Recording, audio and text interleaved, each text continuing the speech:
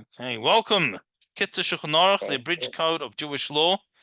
We're just finishing chapter 35, the halachas of tzedakah, and then we're going to start chapter 30. Sorry, we just finished chapter 34, tzedakah, and we're going to start chapter 35, God willing. So just the end of chapter 34, and we'll just go briefly outside. It tells us 2 points. Point number one is that a person, if possible, should avoid taking any charity. Now, this doesn't mean that a person, should like starve or live on the street or whatever it is. But what it is suggesting to us is that it's better to live more simply, if one can get by more simply, than to become dependent on others. Obviously, if a person can't even live simply, then a person should never be ashamed to take if they need. Then the end says that if someone takes tzedakah, when they don't need it, meaning that they deceive people. Okay, we're not talking about do you need exactly this $5 or the $100. That's not what we're talking about. We're talking about when someone clearly doesn't need it, but they're just taking when they don't need. So that person will live to the day where they will need to take it. But then it says, but if someone really does need, even though before we said, if a person's trying to get by, if they can simply, but if they can't get by, and their pride is not allowed to take it, it is like they could be considered like they committed suicide, God forbid, like they took their own life, because a person, if they need to take, they should take. So that was the end of chapter 34.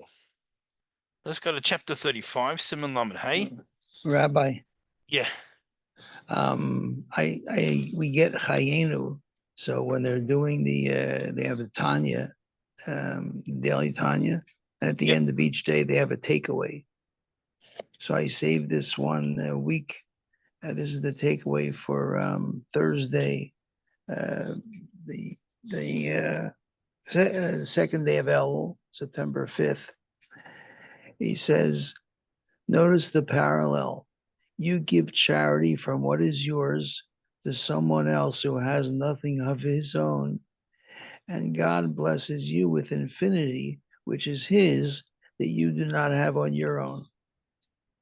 Beautiful. Thank you. You're welcome. Thank you. When you said takeaway, in Australia, takeaway is like takeout, from a fast food place. So you get takeaway. So when you said that they'll give a takeaway with the Chayenu, I was getting excited. Get a burger. No. That's that is a beautiful thought and very apropos to what we're learning. Thank you for sharing. So the laws of challah. So let's first talk about, just to give an introduction. Most people, when you say challah, they think of the bread we eat on Shabbos, right? That's not what challah actually is. It's nicknamed challah. Challah is a section of the dough, and we'll talk about what type of dough and how much dough you have to make. We're going to learn all these laws in this chapter, God willing. But when a person makes a dough, he's meant to remove a small piece, or he or she should remove a small piece, and essentially it goes to Hashem. Hashem is our silent partner, as you said. Right? Everything that we do, Hashem gives us, and so Hashem is our silent partner, and we give a cut, so to speak, to Hashem. So we should take a piece of the dough, and it goes to Hashem. So when everyone was tahor, they were able, if they became tomei from a corpse, they were able to have this be sprinkled with the ashes, the red heifer, the paraduma. They could become tahor again. Then we would take this tahor dough and give it to a kohen, and the kohen would eat it while he was tahor. They cook it, of course, but he'd eat it. Today, when we're tomei, because pretty much all of us have come in contact with the deceased or been in its vicinity, so the dough we take is tomei, and the kohen also is tomei. So we can't really do anything with it, so we burn it. But we'll get to there We'll learn the whole chapter, Mitzvah Shem, God willing. Probably it'll take more than a week. Probably won't finish it this week, but that's the general idea. So we have a mitzvah to take challah. The piece of the dough that we take, that is the challah. And it's hinted to, actually, it's this week's parsha. So it's not actually this week's parsha. This week's parsha, the beginning is talking about taking the first fruits. So the same thing when a person he is a grows fruit in the land of Israel, and the 7 species that Israel's blessed with, we should take the first ones that sprout. So what would happen is the first blossoms that came out and started to develop into fruit, they would put like a little ribbon around the stem. And then when it came time to harvest, those ones that had the ribbon, they took and they brought them to Yerushalayim, to the temple, and they gave them to the Kohen, and they gave a whole speech there. And amongst many other things, besides all the spiritual things it accomplishes, on a very basic level, it teaches us gratitude. It develops within us the feeling of gratitude. Person, because the person gives a speech, Hashem took us out of Egypt. He took us to this land. He gave us the land. I was able to grow. There's various details. But the point is, even though he did the hard work and he did everything, but obviously for the crops to grow effectively, it needs to be the right temperature, it needs to rain in the right time, can't rain too little, can't rain too much. There's a lot that needs to come from Hashem. And even after we've got what we want, they say that farmers are not atheists, right? Because they're always praying for the rain and different things. So that works while you're waiting. But once you harvest it and it's in your store sheds, people aren't so it's not the same level of concern. And it's precisely then that we have to have that gratitude. And it teaches a very important lesson about gratitude in general. If we just think about it, and obviously this is not the reason for every marriage breakdown. Sometimes there are very extreme cases and the people are not well emotionally and psychologically. And so I'm not speaking about those cases, but there are many times where sometimes it's just a lack of appreciation. All the wonderful things about a person that cause you to love them to start with, at a certain point, sometimes people just take for granted and they just expect it. And so there's no appreciation shown for it. And then when it doesn't come, there's anger. There's an expectation. And this can be in marriages, can be in friendships, it can be in all different types of relationships. And so this mitzvah, combined with other mitzvahs, helps put into our daily life the concept we have to feel appreciation and we have to give back. And relationships are not one way, it's two-way. And it's something, so as I said, there's deeply spiritual levels behind this as well, but just on a very basic level, is to give us a sense of hakaras hatov, that we should recognize that someone, in this case Hashem, but in general, someone has done good for us, and we should feel and show the appreciation. So, Siman Laman Hay, chapter 35, we're about to start. So, one of the things that we do is we take the challah, we take this piece of dough, and we, so to speak, give it back to Hashem. So, why is our Shabbos bread called challah? So, if you speak to people who grew up in Middle Eastern countries, they didn't call it challah. It's an Ashkenazi thing. Where does it come from? Is that it was quite common practice in many communities that during the week they bought their bread from a bakery, but in honor of Shabbos they baked their bread and they braided it in various things and they made what we now call challah. Now, since they didn't do it daily, they weren't in the habit of taking the challah, taking this piece of the dough, and could easily be forgotten. So the sages, the rabbis at the time, gave it the nickname, the Shabbos bread challah. So people will be saying, "Oh, I'm making challah, I'm baking challah now, I'm kneading my challah." And by constantly saying challah, this reminded them to be able to take the challah from the dough And this is why the Shabbos bread got the nickname challah. Right? You look in Shulchan Aruch, you look in older works, it's not called challah. Right? It just says we have to have lechem mishnah. We have to have two whole loaves of bread, and it's relatively recently. When I say relatively recently, a good few hundred years, but in the Jewish tradition, that's relatively recently got the nickname challah.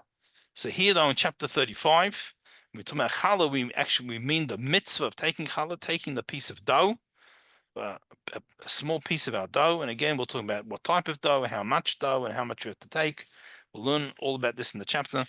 And we, so to speak, are giving it back to Hashem, our silent partner in our success, in giving us our food. So, Siman Lamed Hey, chapter 35, number 1, Aleph. It's the dough that's made with the 5 grains. So the 5 grains are wheat, barley, spelt, rye, and oats. It's these 5 grains. These are the 5 grains that are the blessing hamotzi. These are the 5 grains that we can do the mitzvah of matzah with. These are the only 5 grains that can become chometz, right? And these are the 5 grains that applies to the mitzvah of challah. Now, recently, particularly people who are, they kind of gluten different things. They might make a mixture of, let's say, an almond flour and oats. So it's going to depend on the percentage, different things. If there's a significant enough amount of one of these 5 grains, sometimes it's a mixture. Sometimes we make mixtures of the 5 grains in a dough. That's more straightforward.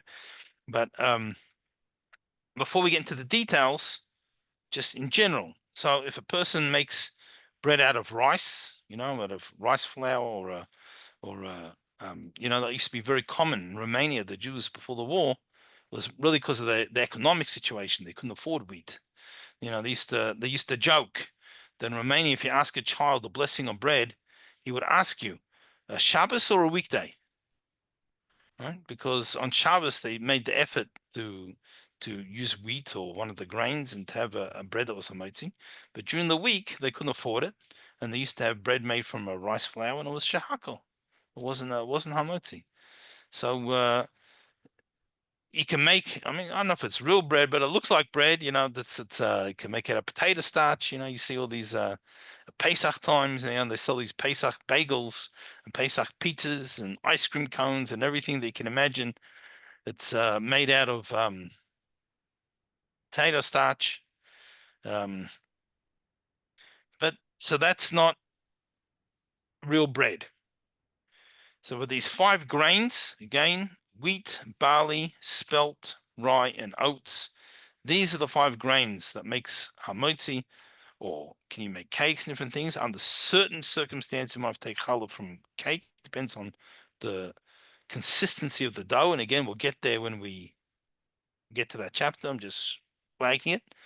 But only the dough of these 5 grains requires us to take challah. So if we make a dough, it's going to have to be a certain size. We'll get there.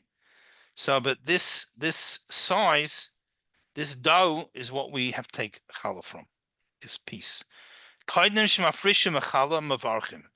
And before we take the piece of dough, before we take the challah, we make a blessing. We say, Baruch atah Hashem, Elokeinu melech haolam. Bless you, Hashem, our God, King of the universe, Asher kedushanim mitzvosov, that He makes us holy with His mitzvahs. V'tzivanu, He commanded us l'hafrish challah, to separate the challah, separate this piece of dough from the main dough. So what do we do then? But noitin kazayas min issa, we take a kazayas, right? So kazayas is literally means like an olive. So it doesn't mean the size of an olive. That would be a very, very small piece. It means like the area, like if you did displacement, if you put an olive in a water. So it's going to end up being probably more like an egg size piece of a large egg, maybe a bit bigger of challah they need to take. That's the piece. V'sofim oisa b'eish, and we burn it in fire. Right? So as we explained in the introduction, it's because today, unfortunately, with Tommy, we've all come in contact with deceased, the corpse, so we make the challah that we take tomei when we need it, and usually the kohen is also tomei. Hopefully not from a corpse because they tried to avoid it because a kohen has an extra restriction, but from something from other things or second degree, right? They can't, even if they've avoided becoming having interaction with the corpse. I did, and I might have shaken his hand. So it's a lower level. It's passed on. So he also can't eat it. So we have no choice but to burn it. But minig l'streif of a ton of shelf for shamas alechem. Now the custom, it's not really custom nowadays, but just translate what it says here. It says the custom is to burn in the oven, which the bread will be baked. So in those days, they used to have these.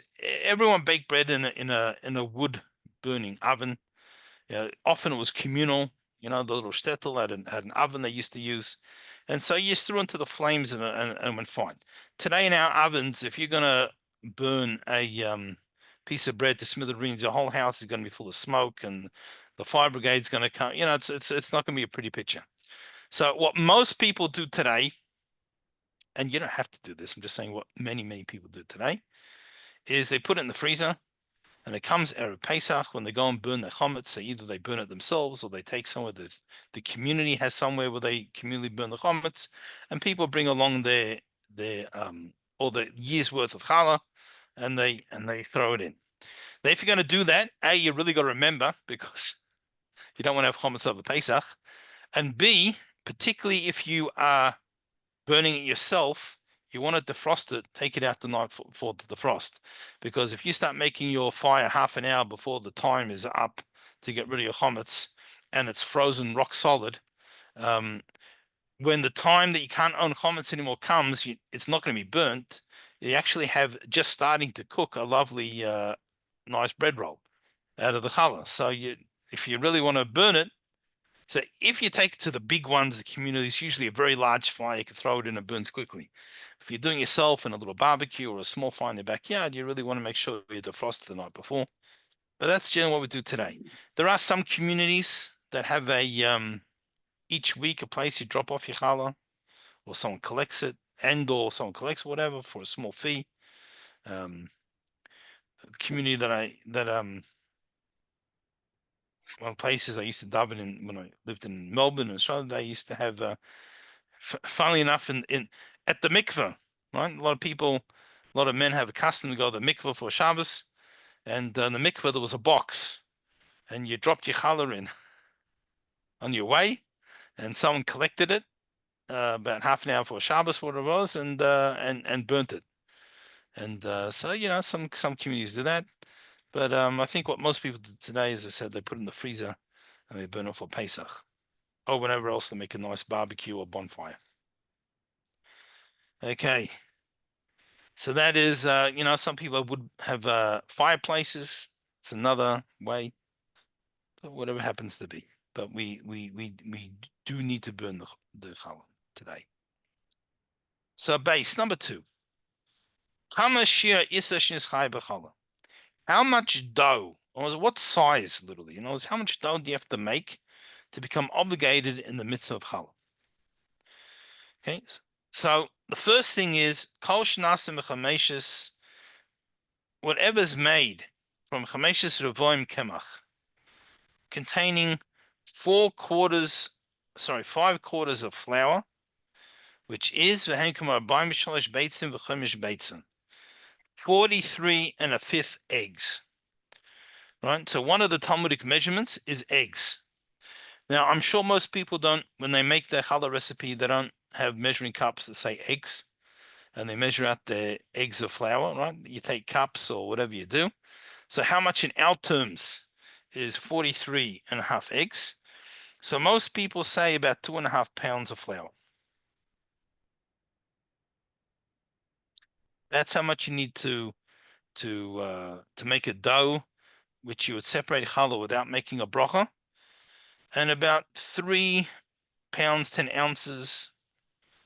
From then on, there's an opinion of 4 pounds, but whatever. But let's say 3 and a bit pounds of flour is when you make the blessing. So it's we're not talking about someone who's making 2 little rolls. Into making a nice good batch of challah, and there are many people who make extra. Sometimes there's not kids at home. They only have a few challahs, and they might bake less often, but they decide to when they bake, they make sure they use enough to make a dough big enough to take challah, and then they put a few challahs in the freezer. Maybe that each batch lasts. So it's a nice thing. Not only if you make that amount are you obligated to bring challah, to give challah, but it's a beautiful mitzvah. So if one is able to, they should try and use the right amount so they can actually make the challah. Okay. So that's the general rule. So when we make about 3 pounds of flour, a bit more than 3 pounds, and of the 5 grains, that's that much dough, we take our challah. So now we're going to start getting into some details. Number 3, Gimel. Matzah she'ofen lePesach. Now, when you bake matzahs on Pesach, what happens is like this. You don't make large batches. Even commercially, they don't make large batches. There's very small batches because, as we learned earlier, we need to be the knead it very quickly. We need to be able to ensure that all the flour is mixed in thoroughly and the water mixed in thoroughly. And it's small enough batch, we can get it all kneaded, rolled, and everything, and in the oven, out of the oven, preferably in 18 minutes. So, when it comes to baking matzahs, even though each batch of dough is not large enough to take challah, right? Each batch is going to be smaller, but nevertheless. Since they're going to end up all in the one container. So normally they have baskets or something, and it's all going to the one storage where it gets packaged into boxes.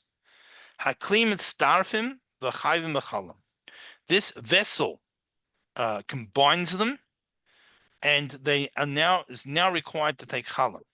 So in many times when you purchase handmade matzah, you'll see it says on the box, it says challah has been taken. It says challah genommen, or in English that challah was taken. So because it shows that they did it correctly, they put it all into the one container, and because those who just joined us, chapter 35, we're number 3.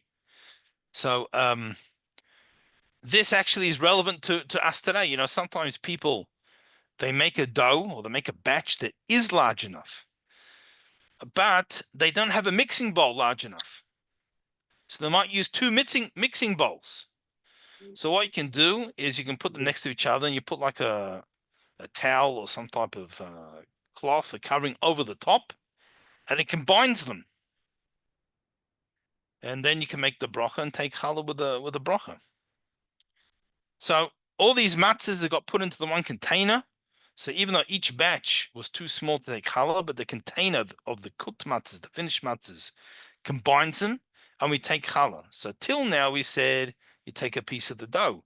These matzahs are already cooked. So what do? So we're going to explain the whole process. So the first thing we have to make sure is that all the matzahs are actually inside the container. Now, inside the container means you could have some matzahs that, the matzahs half in, half out. Doesn't have to be half, but as long as part of it's in the vessel, gam came starfus, they also combine and becomes one entity. Take challah. I will in matzah shleimus menuchos rak l'mayla v'loisachakli. But if you put the matzahs, they're put down, and they're not in the vessel, they're lying outside above, and they're not inside at all. Animus starfos, then they don't combine. Only the ones that are inside the vessel. And in this situation, even if you cover them with a cloth, it doesn't help because they're actually outside. When I said before about 2 batches of dough that together combine, because they're both inside the vessel.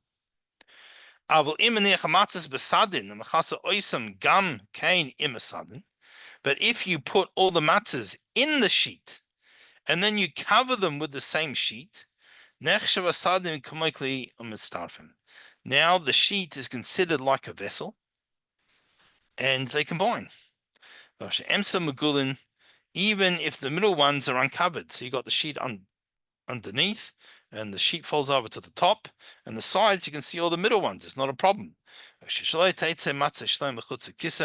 should just be careful that you don't have a whole matzah protruding from outside the covering.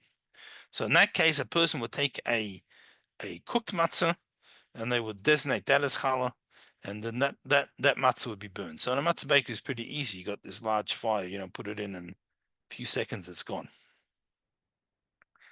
Okay, daled number 4. So I should note them in an issa. So this dough, which is leaven, that you take from the dough, the chametz bo isacheres, in order to ferment other dough. So like a sourdough. So what you do is a person makes a sourdough. It's definitely is how they did it in times before, and a lot of people like to do that nowadays. And instead of adding yeast that's been cultured artificially or whatever. So what do? You make a dough, you let it ferment, you have a sourdough, and then you keep some of it and to use for the next batch, right? Use the rest to make your bread. And then you have some of this dough that you keep in order to be able to be the catalyst for the rising of the next batch. So if you're going to do that, you have to remove that piece before you separate the challah, because it's not counted. The challah is separated from the dough that you're making bread out of. This, you're not making the bread. So the leaven that you're taking for the purpose of fermenting a new batch, you remove from your dough before you take challah. So after you remove it, there still has to be enough dough to meet the requirements to take challah.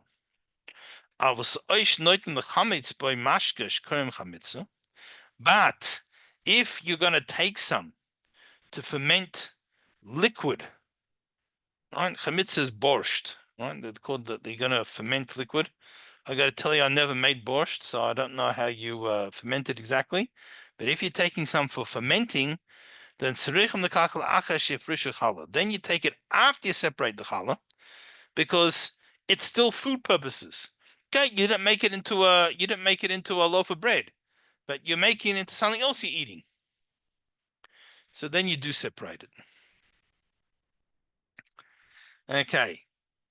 Hey, number 5. After Pesach,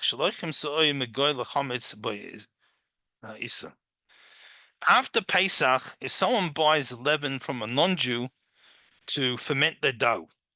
Now, just as a side point, without getting too sidetracked on the topic, but just to help understand, in the old days, when I say the old days, we'll say till probably about 40, 50 years ago, bread was bread. So you took flour and you took water, maybe you had a bit of salt or something, and you had bread. So if a non-Jew made bread, or made dough at least, maybe put in the oven was problematic. But if you made bread in theory was kosher.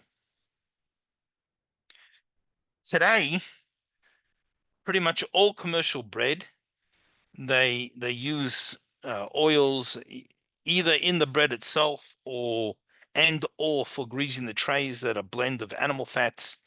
And so, like the bread, the average bread in a supermarket, for example, it's not only it's not kosher, it's let's say it's glut trafe, right?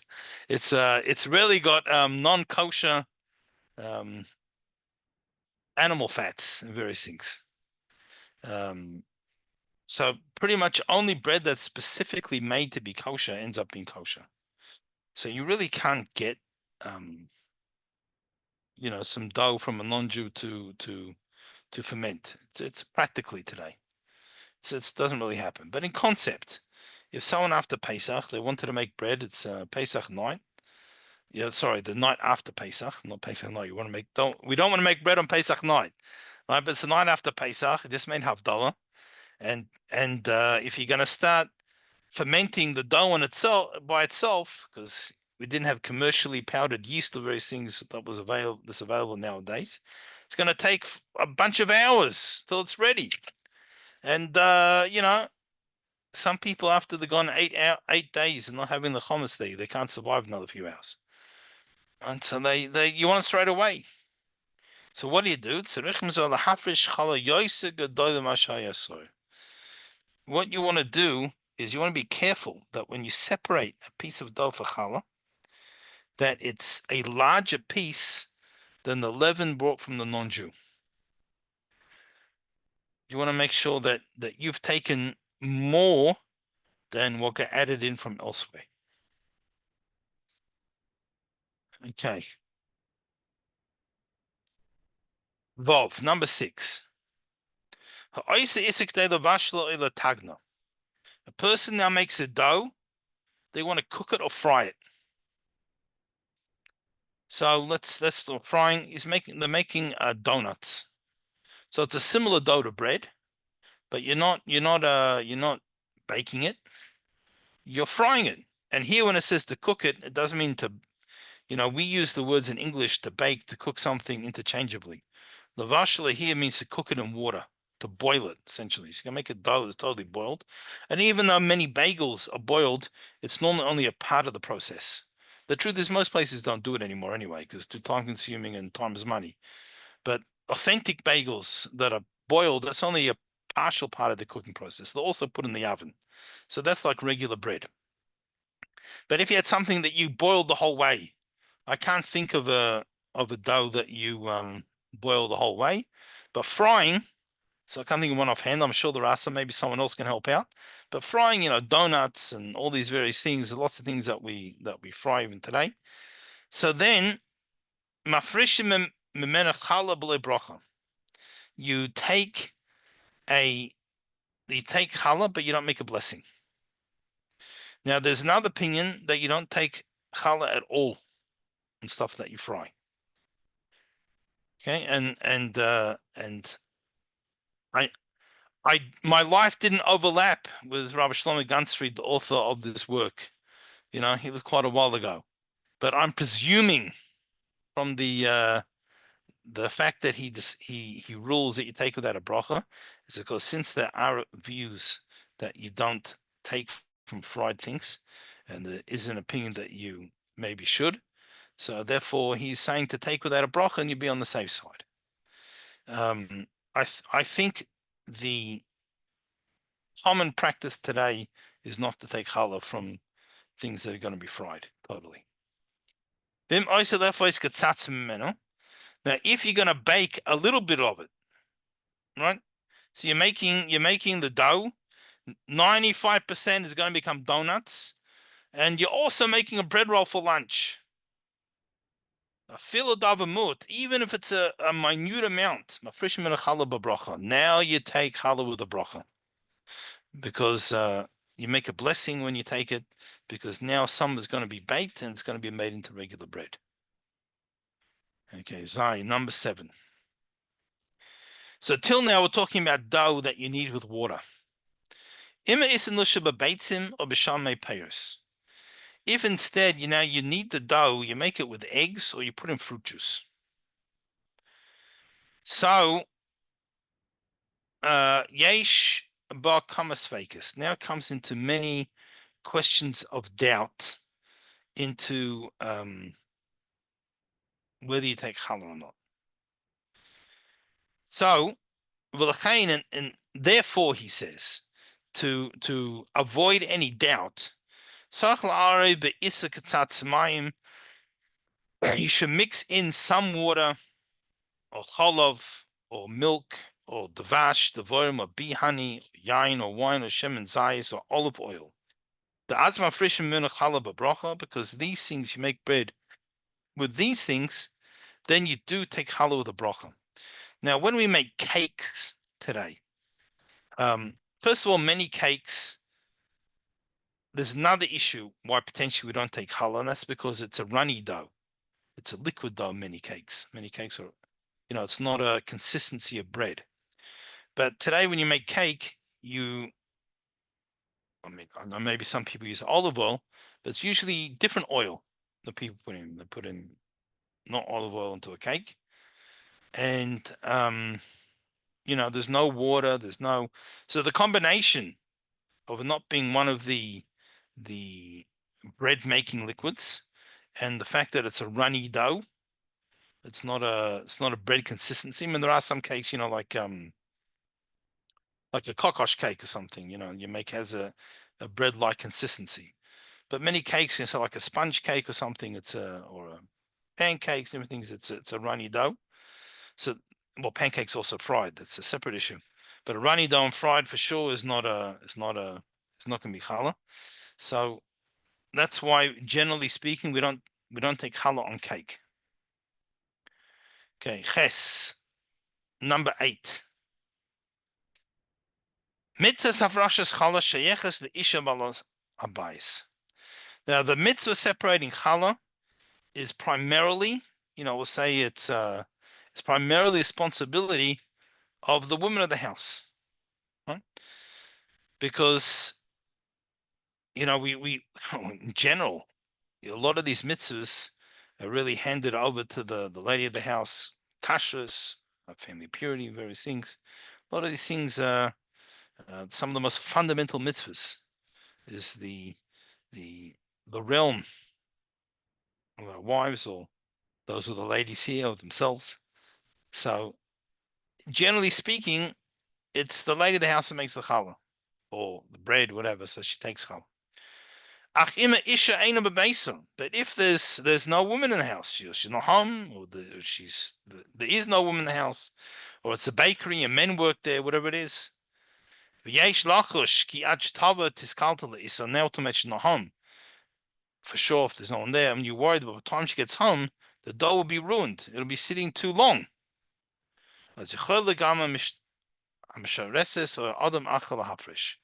Then the Jewish maid or anyone else should take challah. So in other words, there's a mitzvah to take challah no matter who's there.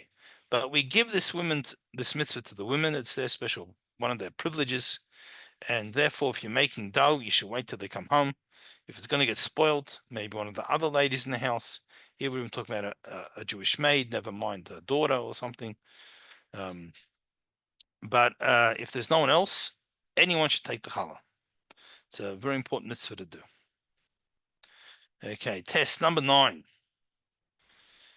Shachach. Someone forgot the Hafish Chalam Erev Shabbos. So during a weekday, it's not complicated. You forgot. So till it's cooked, you still pull out a piece. Once it's cooked, you'll cut a piece off, and that'll be the challah. It's not a problem. But Shabbos, on Friday, you got a problem. Because if you only remember once it is Shabbos, well, you can't eat the bread till you take the challah. And there's restrictions on what we can do about taking challah on Shabbos. So let's talk about what happens. So a person forgot to take challah on Friday. He makes his bread. He makes what we call challah on Friday. Forgot to take the challah. He's cooked it. It's now Shabbos. What happens? The chutz la'aretz, outside of Israel, we're a little bit better off. So what do? We eat the challah, but we leave a piece aside. We leave a piece left over. We don't cut the piece off and make a challah, because that's problematic to take things away on Shabbos. But we eat. So let's say we're going to leave the last end. We'll cut challah from the other end, and we'll eat the challah and leave a piece behind. And then we take challah from that last piece. So we leave some left over. Obviously, it has to be a big enough piece that we can separate challah from it. And then we separate it after Shabbos, and we burn that piece after Shabbos, or we put it aside to burn a later date.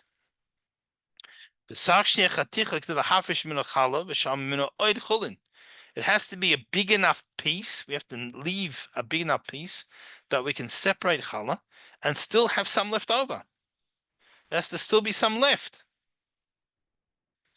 The be'inim shir shareh and the korim, and the leftovers has to be recognizable. Not that I separate my piece of challah and I left one crumb. Right? It has to be we have to leave a big enough piece that you can separate challah and there's something left over that we see is left over. So that's what we do. Okay. Erev Pesach shechal yos b'Shabbos. So now we're going to make it more complicated. It's Erev Pesach, that's a Shabbos. So Friday, I made some challah for Shabbos morning. I forgot to take challah. Shabbos morning is Erev Pesach, the day before Pesach. I can't do the usual plan of leaving some over till after Shabbos, because then it's going to be Pesach already. And I'm not allowed to leave any chametz in existence once into Pesach that I own. So what am I going to do? So if that happens, so the Erev Pesach shechol yos b'Shabbos, you got an Erev Pesach, the day for Pesach that happens to be Shabbos. B'shachru lahafresh challah min achalos shaful l'kavod Shabbos, and you forgot chas v'shalom, God forbid, to remove, to separate the challah from the dough, from the challahs that you baked for Shabbos. Yesh b'zeh mevucha gedola. There's a huge controversy as to what to do. Now, this is something very interesting that we see in Kitzur Shulchan Aruch, and he says, "Al kain therefore, tzarich ish zar be'erev Shabbos haska of Rosh Hashanah." You have to be really careful. You have to make sure you take the challah before Shabbos. That's what he says. He doesn't tell you what to do if you get to stuck. And what we find reasonably often in Kitzur Shulchan Aruch, in the abridged code of Jewish law, because it's abridged, he says, if you get into the situation, ask a rabbi. Okay, so in this case, he's just saying you got to be super careful to make sure this doesn't happen. Okay, and if a person, God forbid, does get in such a situation, if you have time, ask a rabbi. It's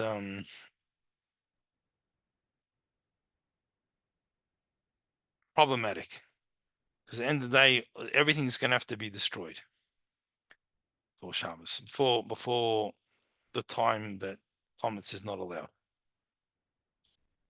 Okay, it's going to depend whether you ate some already, you didn't eat some. So that is our chapter on challah. I didn't think we finished today, but no questions today. And as I say, it always worries me when there's no questions. Right? But anyway, so just to sum it up, it's a very powerful mitzvah, the mitzvah of separating challah. So when we make a dough that's got a little over 3 pounds of flour, well, choose if it has two and what was the measurement? We said 2.5 pounds of flour. We take challah, but without a blessing. Separate a piece, but without a blessing. If it gets a little over 3 pounds 10 ounces, we separate challah with a blessing. It's an incredible mitzvah. In times past, when we had the ability to be tahor, we would give this to the kohen to eat. Today we're all tomei, so therefore we make the dough tomei when we need it. And the kohen's tomei, so we can't eat it even for some miracle. We didn't make it tomei, so today it's burnt. But we separate a piece. And practically what people do is they put in the freezer, unless they have a fire to burn it in. They put into a freezer till they have an opportunity, either before Pesach to burn, or like Ba'omer, when there's a bonfire or some other, you make a big barbecue, or if you have a fireplace, and it's a beautiful mitzvah. And this mitzvah actually brings a lot of blessings. And so you find, for example, there's groups that they get together and they have names. People need children, or names of people looking for a shidduch, and they have in mind when they do the mitzvah of taken the challah that the merit of the mitzvah should go to these people to enable them to be blessed, to find their match, to have a child, and various things. So we don't do that with many other mitzvahs. We don't say we don't have whole groups who put on a talus in order to give the merit to other people. In theory, could give the merit of any mitzvah. This is one of the mitzvahs that we particularly do that because it's a very powerful mitzvah that brings down blessings for these type of things. So it's something that if you haven't had the opportunity, something to try and take the opportunity and try and do. Okay. Salting. Okay, this chapter we're going to summarize a little bit because for most of us it's not very practical. Even the summary we probably won't finish this week, but it's hopefully we get through the introduction and a little bit into it. So we know we have the mitzvah. We have a mitzvah that we can't consume blood. You can't consume blood. So there's different types of blood in the animal. There's the blood that comes out that causes the death. So when we're talking about shechted meat, it's those first few pumps when the heart shoots out. But some other type of wound. In other words, the most serious type of blood that we can't consume is the blood that comes out that takes the life. But on a lower level, we can't have any blood that's moved within the body. I'll explain what I mean. So since we can't have the blood, so besides that we let the blood drain after we shecht the animal, we also do nicker. Right? In Yiddish called trabering, he was called nicker, and I don't know what it's called in English, but but essentially what we do is we remove parts from the animal that we can't eat. So there are certain non-kosher fats that we remove, but there's also major arteries and veins and different things that cut out, so we don't consume the blood. So we let the blood drain from the shchita. Secondly, we remove, obviously after death, the major veins and arteries. But thirdly, there's the blood that's in the meat. Those little capillaries and small little veins. It's small ones. Now this blood, because it's very low level blood, it's not the blood that made life or death, is only forbidden if it moves from its place. So in theory, you could consume it. In practice, it doesn't work because if you cook it, the heat causes it to move within the meat. Even if some miracle you could cook it without it moving, when you take a bite or cut it with a knife, the pressure causes it to move. So in practice, you can't eat this blood.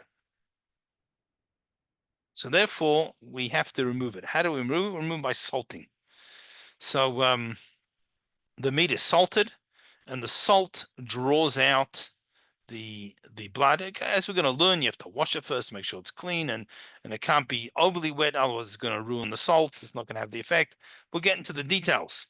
But in general, what happens by coating the outside surfaces in salt, that salt then draws the blood out of the meat, and that removes the blood, and we can now eat the meat. So that's the third stage. The first stage is the shchita that makes the blood of its life force leave. It's no longer, that's the blood that needed to live.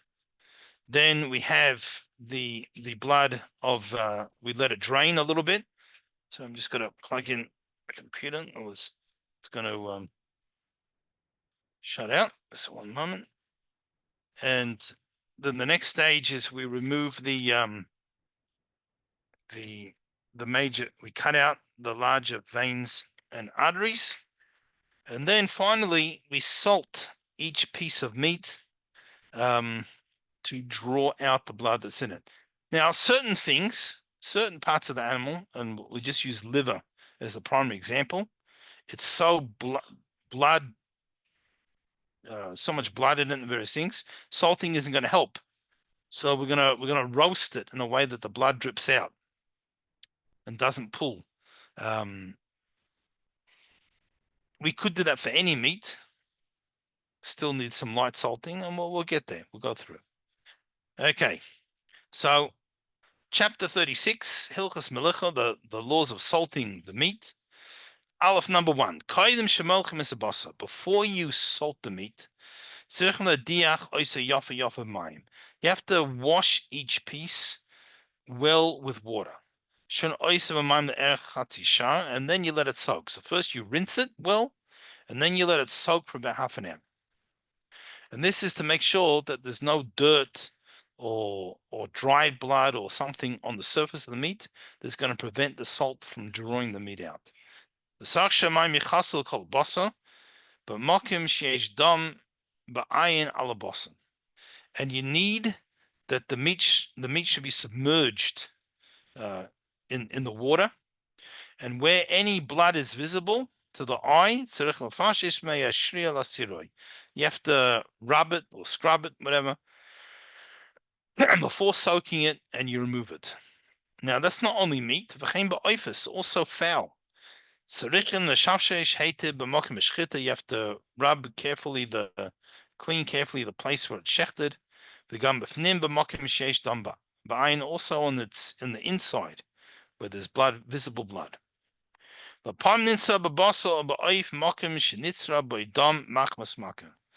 sometimes you find in an animal or a bird there's a blood clot due to a wound. So even certain bruises. I mean, all this is done before we buy it nowadays. So if you got something with a good shchitta and you see a little bit of bruise, it usually happened while it's being defeathered or something, and it's not a problem. It happened afterwards. But if you sometimes you find there's a collection of blood, so you cut off that piece and you remove it. And again, today this is all done before we buy the meat. Now, if the water's very cold, it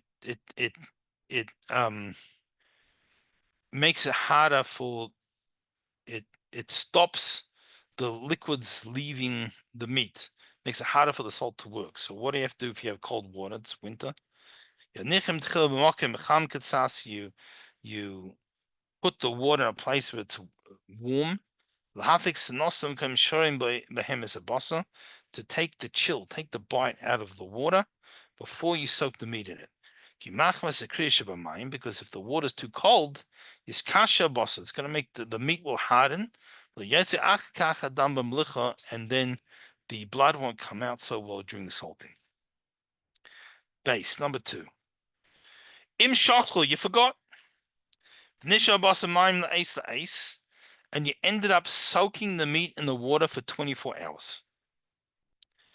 That becomes problematic because we have a halachic principle that if something is soaked for 24 hours, it absorbs what it's soaked in, similar to the process of the absorption that happens during cooking. So now what happens is you have this blood that you can't eat, soaking together with this meat in the water. So what happens now? Habasa v'gamakli osa. Both the meat and the vessel you were soaking it in have become not kosher. Right? The meat has absorbed now the blood in a way that it won't come out through salting. And the vessel has had blood soaked in it and same would apply to anything not kosher soaked into it. But here it happens to be blood soaked for 24 hours. So it becomes no good. And then he says that if it's liver, ask a rabbi. If it's liver that's soaked in water for 24 hours, ask a rabbi, because it's far more complicated because it doesn't, the blood doesn't move as much. It is a shear in of itself, so we'll leave it there, especially since most people don't salt their own meat anymore. Pretty much no one does. If you really did, we would go into detail, but it doesn't happen. So the liver you buy from a kosher butcher should have been kashered already. If you get raw liver, That's we'll see what I have to do with live when we get there. Gimel. The Erev Shabbos, it's a Friday. And you don't have so much time. You're pressed for time. The Shashish hated is boss of mayim. You can just rub the meat well with the water, and then just soak it for a short while. And if there's no redness in the water, so you can salt it straight away. So again, not so relevant nowadays. We don't really salt it on meat. And again, pre-refrigeration, they had to shecht on a Friday to have fresh meat for Shabbos. Now, even if we would salt our own meat today, which as I said, it's all done before we get it. But if we would shecht earlier in the week and we put it in the freezer. So we wouldn't have this problem. But in concept. Now, Daled number 4, Im acha shriya chaticha achas shtayim. You soak the piece of meat. After you soaked it, but before you salted it, you cut it into two. It was too big a piece. Now you have to wash the place where it was cut very thoroughly because potentially blood came out through this when you cut this meat. I think we'll finish here for today. Starting any questions before we finish up? No? Okay, so wish everyone a wonderful week. And as I say, I always feel funny wishing people a good Shabbos on a Sunday, but I probably won't see you for Shabbos. So wishing you a good Shabbos and everyone be safe, stay healthy, and look forward to seeing you next week, God willing. Thank you, Rabbi. Take care. Thank you, Rabbi.